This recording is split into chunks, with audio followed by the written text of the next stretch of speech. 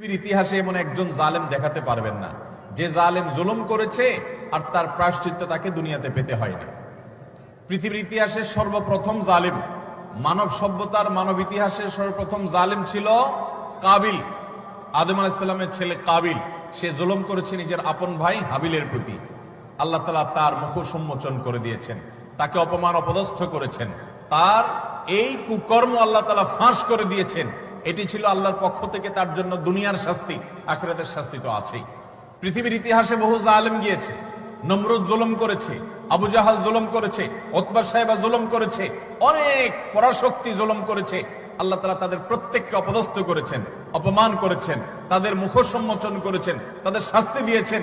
তবে আল্লাহ ছাড় দেন। আল্লাহ বলেছেন ইন্নামা নুমলি লাহুম, আমি ছাড় দিয়ে রাখি।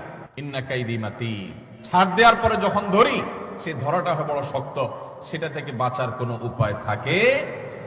জুলুম এমন অপরাধ, কোন মুসলমান যদি কোন হিন্দুর প্রতি জুলুম করে, কোন নামাজি মানুষ যদি কোন বেনামাজির প্রতি জুলুম করে, কোন ধার্মিক মানুষ যদি কোন অধার্মিক মানুষের প্রতি জুলুম করে, তারপরও আল্লাহ তাআলার সাহায্য ওই মাজলুমের প্রতি থাকে, হোক সে অমুসলিম, হোক সে অন্য ধর্মের মানুষ। কারণ জুলুমকে আল্লাহ কখনো সহ্য করেন